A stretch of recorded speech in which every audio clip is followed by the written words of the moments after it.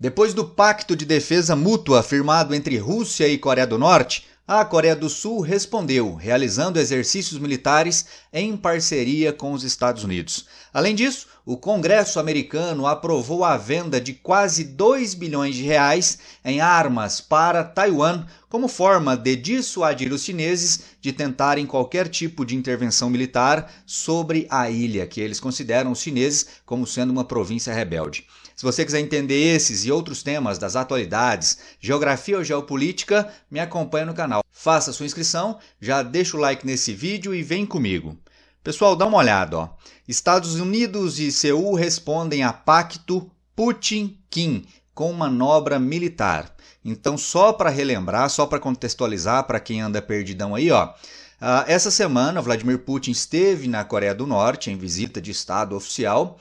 E entre os acordos firmados entre os dois países está um acordo de defesa mútua. Isso quer dizer que os dois países se comprometem a defenderem ou ajudarem na defesa um do outro em caso de ataque estrangeiro, em caso de algum tipo de invasão ou intervenção militar. Isso, logicamente, desagradou muito, entre outros países, a Coreia do Sul, que é um país que vive tecnicamente em guerra com a Coreia do Norte desde a década de 50, desde o período lá da Guerra Fria.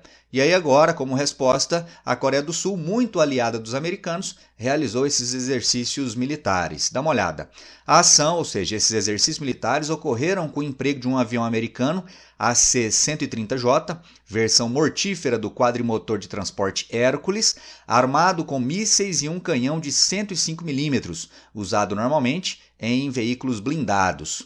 Ele fez disparos reais no Mar Amarelo, acompanhado por caças F-15 e F-16 da Coreia do Sul. Aqui só para que você tenha noção cartográfica, né? Sempre importante ter o mapa claro. Ó, aqui a Coreia do Norte, aqui Coreia do Sul. Então os exercícios feitos pela Coreia do Sul em parceria com os Estados Unidos se deram aqui, ó, sobre o Mar Amarelo. Logo aqui do lado já está a China. Beleza, beleza? Localizou aí? Além disso, olha só a declaração feita pelo governo sul-coreano. O governo enfatiza claramente que qualquer cooperação que ajude a Coreia do Norte a aumentar seu poder militar, direto ou indiretamente, é uma violação de resoluções do Conselho de Segurança da ONU. Lembrando que o Conselho de Segurança da ONU, há décadas, vem aprovando sucessivamente sanções contra a Coreia do Norte, principalmente a partir ali de 2006, quando a Coreia do Norte deu início ao seu programa bélico nuclear. A própria Rússia, em algumas ocasiões, chegou a votar favoravelmente também a essas sanções contra a Coreia do Norte. Porém, como a geopolítica é muito dinâmica, a Rússia viu que atualmente era mais importante a ela manter uma parceria, uma proximidade com a Coreia do Norte do que o oposto disso. Segue aqui, ó. O governo sul-coreano disse ainda, e aqui vem um ponto importante, olha só. O governo sul-coreano disse ainda que agora considera o envio de armamentos para a Ucrânia, algo que relutava em fazer. Ou seja, pessoal, quando Vladimir Putin vai à Coreia do Norte, firma esse pacto, esse acordo com os norte-coreanos, numa clara tentativa de também fortalecer a Rússia na guerra contra a Ucrânia, ele acaba também, de certa forma, estimulando um fortalecimento maior da Ucrânia, porque, como anunciado aqui, ó, a partir de agora a Coreia do Sul, ainda que não tenha confirmado isso, assume publicamente a intenção ou a possibilidade de rever o não envio de armas à Ucrânia. Até aqui a Coreia do Sul vinha tentando manter uma posição meio que equidistante em relação ao conflito Rússia e Ucrânia, mas aí a partir de agora passa a considerar o envio de armas à Ucrânia.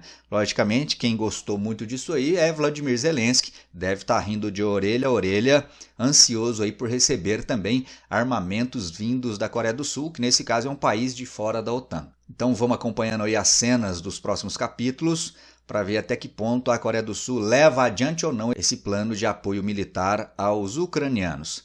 Além disso, ó, ainda ali no leste do planeta, ainda na Ásia, esse moço aí é o atual presidente de Taiwan, eleito recentemente, tomou posse há pouco mais de um mês. E aí ontem ele fez um discurso, né, para fazer um balanço aí do primeiro mês de governo, e entre outras coisas ele falou sobre isso, dá uma olhada. Taiwan não cederá à pressão da China e somente força militar pode manter a paz, diz presidente. Aqui só para relembrarmos, pessoal, esse presidente ele é considerado pró-separatista, ou seja, é alguém que defende a manutenção do status independente de Taiwan em relação à China. A China, por sua vez, declara há várias décadas ou desde sempre que Taiwan é parte do seu território e mais cedo ou mais tarde Taiwan vai voltar para o controle dos chineses. Vejam só o que disse aqui num trecho do discurso do presidente taiwanês. Taiwan não cederá à pressão. O povo de Taiwan defenderá sua soberania nacional e manterá seu modo de vida democrático e livre. Além da força militar, a China tem empregado métodos cada vez mais não tradicionais de coerção para tentar subjugar Taiwan, declarou Lai Ching-te durante a entrevista coletiva para fazer balanço do primeiro mês do seu governo. Aqui, quero destacar um trecho, quando ele fala que a China tem empregado métodos cada vez mais não tradicionais de coerção. Aqui, claramente, ele faz referência a um exercício militar que a China fez no mês passado no entorno de Taiwan. Aqui o mapa te ajuda a entender, Tá aqui a grande China continental, do ladinho aqui Taiwan, aqui o mapa mais ampliado, aqui a ilha. E esses exercícios militares que os chineses fizeram envolveu aí dezenas de embarcações, aeronaves, e essas embarcações e esses aviões ficaram aqui no entorno de Taiwan, numa clara tentativa de coerção, de intimidação dos taiwaneses, uma forma que a China encontrou de demonstrar força e mandar o recado, né? Olha só, Taiwan, estamos aqui do lado, viu? Quando vocês aí menos esperarem, vocês já estarão sob nosso domínio novamente, sob nosso controle. Lembrando que a tensão entre China e Taiwan tem tido aí alguns componentes a mais nos últimos meses, principalmente depois que no final do ano passado, na mensagem de Ano Novo, o presidente chinês Xi Jinping afirmou categoricamente que até o final de 2024, Taiwan estaria novamente dentro dos domínios territoriais, submetido aí à soberania, ao poder de Pequim, ao poder dos chineses. Então, não sabemos ao certo se ele vai cumprir essa promessa até o final agora de 2024. Mas o fato é que existe uma tensão envolvendo esses dois territórios, esses dois países, e não descarto que a qualquer momento a China possa sim fazer algum tipo de intervenção sobre a ilha. E aí o que sustenta Taiwan até hoje é o apoio fornecido pelos Estados Unidos. Inclusive, essa semana, os Estados Unidos aprovaram um pacote aí milionário de venda de armas para os taiwaneses. Olha só, o Departamento de Estado dos Estados Unidos aprovou essa semana a venda de drones e mísseis para Taiwan por um valor estimado em 360 milhões de dólares, que dá quase 2 bilhões de reais. Por lei, os Estados Unidos se comprometem a fornecer a Taiwan meios para se defender, apesar da falta de laços diplomáticos formais. Curiosa essa contradição, né? Se por um lado os Estados Unidos não reconhecem formal e oficialmente Taiwan como sendo um país, assim como fazem inclusive a maioria dos países do mundo, por outro lado, os Estados Unidos têm esse compromisso firmado por lei, inclusive, de dar apoio a Taiwan contra qualquer tentativa de dominação que a China queira exercer sobre a ilha. Aqui, pessoal, só para esclarecer, a China, a grande China, a China continental, condiciona a manutenção de relações diplomáticas com outros países ao não reconhecimento por parte desses países da soberania de Taiwan. Então, China e Estados Unidos, como mantêm vários laços comerciais e econômicos, oficialmente os Estados Unidos reconhecem a China continental como sendo a única China, apesar de manter os Estados Unidos fortes vínculos não formais com Taiwan. Beleza? Algo semelhante é adotado pela diplomacia brasileira. Oficialmente, o Brasil não reconhece Taiwan como país soberano e independente. O Brasil mantém relações formais com a China. Eu não vou me lembrar de cor agora, mas são pouquíssimos países no mundo que reconhecem Taiwan como um país soberano e independente. E quando assim o fazem, automaticamente eles não reconhecem a China dessa maneira. É a velha política que os chineses chamam de política de uma só China. Tranquilo isso aí? Beleza? Além disso, ainda envolvendo os chineses, olha só essa manchete. Agora do dia 19 de junho, de ontem, portanto. Em provocação à China, congressistas dos Estados Unidos visitam Dalai Lama.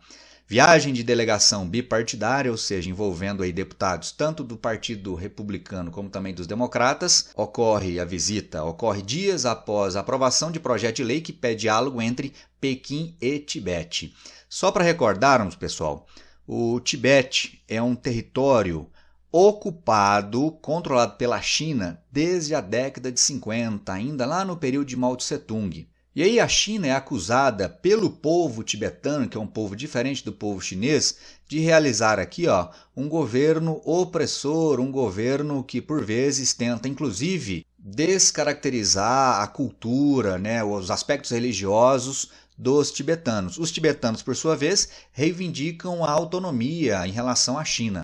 E aí, por conta de toda essa opressão por parte dos chineses, desde a década de 50, o Dalai Lama, que é a liderança tanto política como também religiosa dos tibetanos, ele fugiu do Tibete e desde então, desde os anos 50, ele exerce aquilo que se chama de governo de exílio a partir da Índia. Então ele vive hoje na Índia.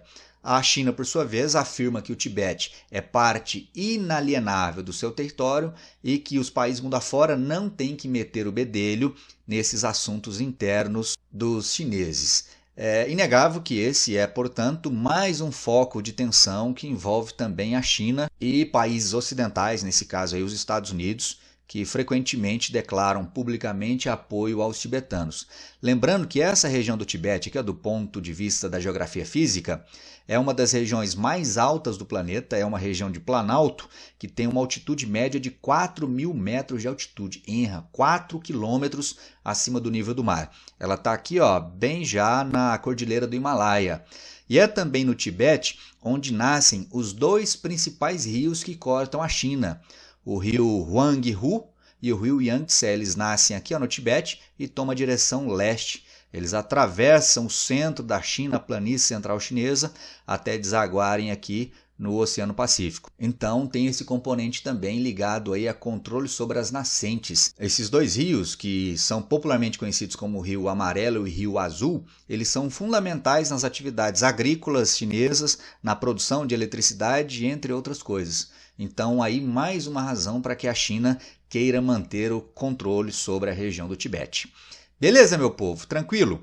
Lembrando que não é novidade os congressistas dos Estados Unidos fazerem esse tipo de provocação à China. Essa senhora aqui, inclusive, a Nancy Pelosi, que até pouco tempo era presidente do Congresso dos Estados Unidos, há uns 2 anos, ela fez uma visita depois de várias décadas a Taiwan, aquela província que eu comentei em instantes que a China reivindica como sendo parte do seu território. Então, os Estados Unidos seguem também provocando os chineses e trazendo componentes a mais em toda essa disputa geopolítica aí, que eventualmente pode sim descambar para a deflagração de uma guerra quente, uma guerra aberta, declarada entre os dois países. Tomara que isso não ocorra. Enquanto isso, vamos acompanhando aí esses acontecimentos para ficarmos ligados no que ocorre no mundo. Valeu, meu povo! É isso aí. Espero que você tenha gostado, entendido mais esse vídeo. Se sim, deixa aí seu like. Se não, deixa o dislike. Comenta e não deixe de assistir os próximos vídeos. Te espero. Um forte abraço e até lá. Valeu!